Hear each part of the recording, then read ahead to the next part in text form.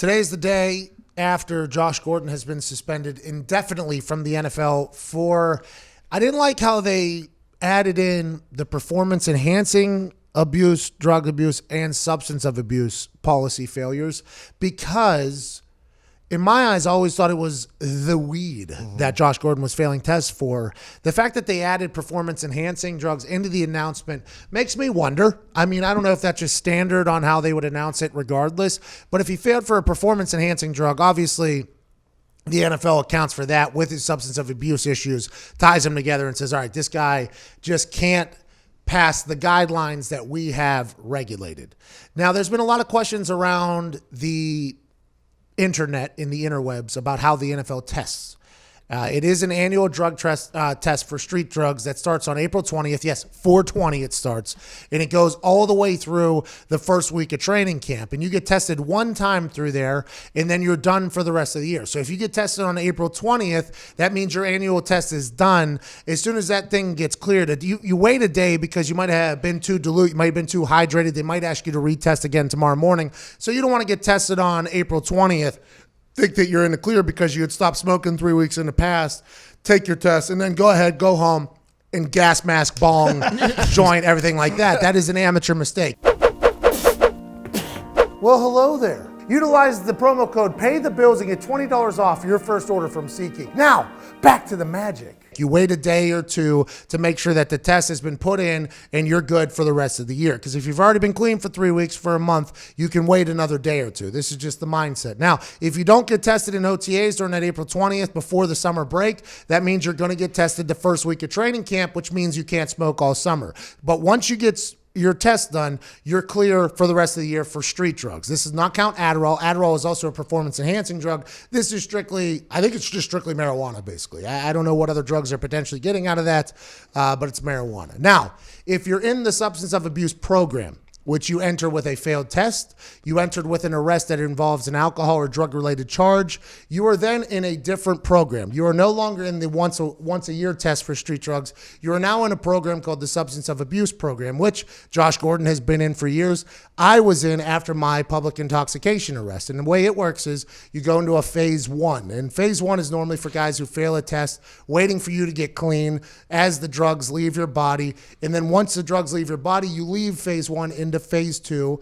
And the difference between phase 1 and phase 2 is phase 1 is normally a month or 3 months long. Phase 2 is 2 years long.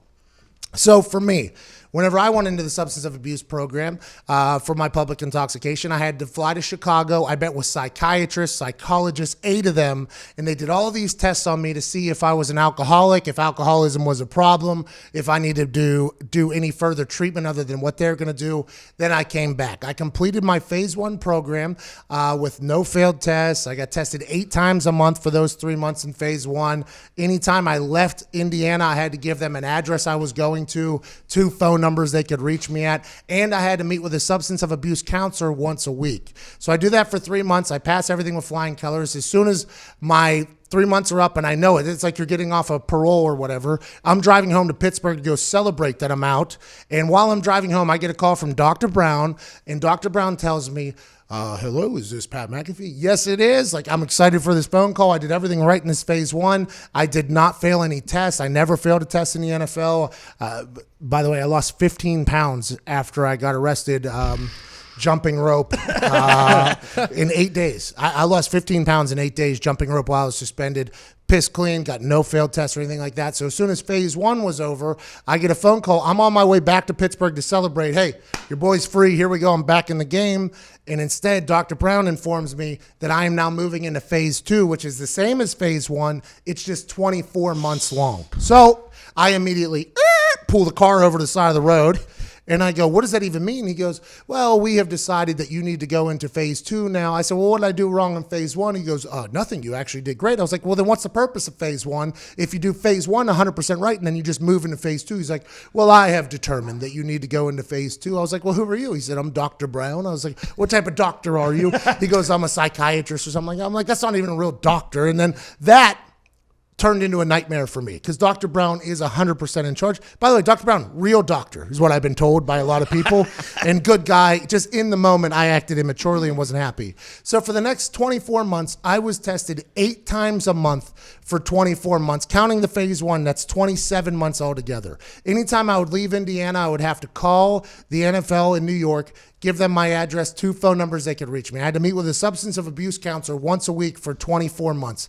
I got tested over 200 and some times over this span, okay? I got tested on a Friday in Indianapolis, a Saturday in Vegas, and a Monday in Pittsburgh in one particular run. I mean, this is just the way it goes. So everybody's like, well, Josh Gordon, if he can't pass his annual test, he's an idiot or whatever. Well, Josh Gordon is in the substance of abuse program. He's getting tested 8 times a month randomly. I got tested at 4 a.m. after Bigfoot hunting in Georgia because Dr. Brown thought I was trying to elude him whenever I gave him the address, and it was in the middle of the woods in southern Georgia. So the Atlanta Falcons guy who, every city has a, I forget the drug-free sport representative who does the piss test. It's like their actual profession is just to get pee from people. He drove out in the middle of the woods at a Days Inn I was staying at in the middle of nowhere in the lobby. He calls me at 4 a.m. I don't answer because I'm passed out. I had been Bigfoot hunting until 2:30. I just fell asleep. He calls me at 4, leaves me a voicemail and says, your 4-hour window to take your drug test has begun. I will call you every 30 minutes. So at 4:30, he called me. At 5 a.m., he called me. I wake up at 5 to a vibrating number. I go, hello. He goes, hi, this is blah, blah, blah. You are 1 hour into your 4-hour window. I am here at your hotel to take it. Are you still here? They thought I was lying to them where I was. I was like, no, I'm here. I go down there while I'm peeing. I'm in the bathroom. I'm peeing in this guy's thing. He goes, I have never been asked to drug test somebody at 4 a.m. in the middle. What did you do to Dr. Brown? I was like, I don't know, man. I've been on the run. He said, yeah, he thinks you're eluding him. I was like, well, yesterday I was in Louisiana trying to hunt some gators. Today I'm here hunting for Bigfoot. Tomorrow I'm hunting for ghosts in southern Florida. I mean, I'm just trying to find what I can do sober that's fun, and it just so happens to be on a little bit of a run here. I said, I'll let him know so not every drug-free sport person has to test you at 4 a.m. because this ruins my day too, Pat. I was like, your day? I'm peeing into a cup here in a Days Inn lobby. But that is how intrusive this program is. So for people to think that Josh Gordon was only getting tested one time or he's an idiot because he didn't know when it was coming, it's like maybe he is an idiot. And maybe he did slip up and think, you know what? I got tested here. I probably have 2 days. I have very small body fat. I can smoke right now. And by the next time I get tested, it'll be out of me. I can enjoy just a little bit of something in life without it happening. He fails a test. He knows it. Everybody said, I guess, that after the Carolina Panthers win, he was the only person that didn't seem happy because he knew he was going to fail a drug test. So if it was strictly from substances of abuse, and it was weed again, that is how it works. He's been tested 8 times a month for the last 4 years of his life. It's like you have a PO following you around. It is not a fun program. It is not a good operation. Many people don't get out. I think the object is for you not to get out so that you fail a test. They have to find you, and then they just keep you on the right track. But it's a pain in the ass. And as somebody, I had to go completely clean. I went completely clean for 27 months. Tried spice there for the first couple months. It was kind of a fresh thing. But I obviously, I go back to college, West Virginia during that time to go see one of my boys. It was his birthday or something like that. He invited me back. And I can't drink. If I get spotted at a club or something like that or have any alcohol in me, it's an immediate fine. If I have obviously any marijuana in me, it's an immediate fine and more suspensions, everything like that.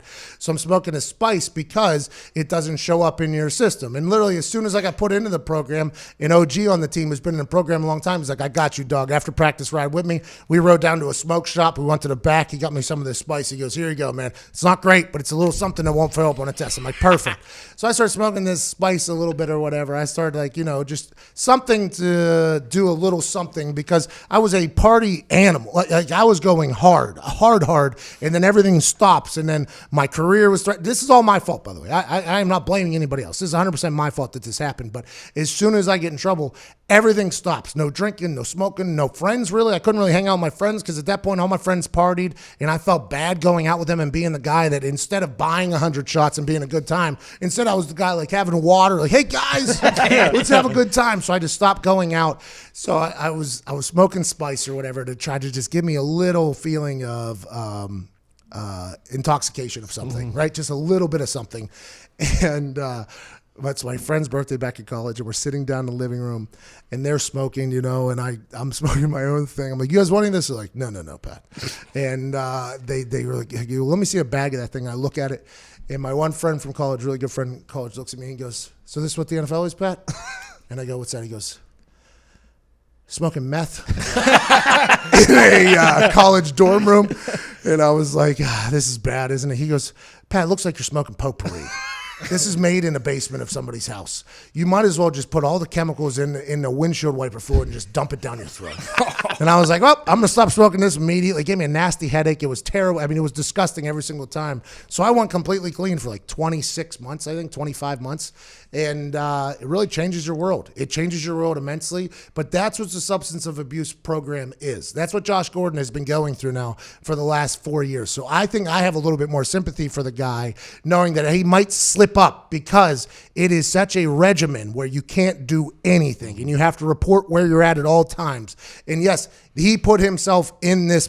This is his problem. He did it 100%, just like me. I put myself into that program 100% myself. But I, as somebody who's been in that program, can see how you could accidentally slip up every once in a while and life becomes a pain in the ass for you. I don't want to speculate, but like when they add in the performance enhancing part, and you said earlier that they normally do not test on game days, like maybe Josh has been taking Adderall or something like that on game days and not being used to be tested on game days, and then this something like this happens. Yeah, I have no idea. Until they tell us what he failed for, then we'll know more. Correct.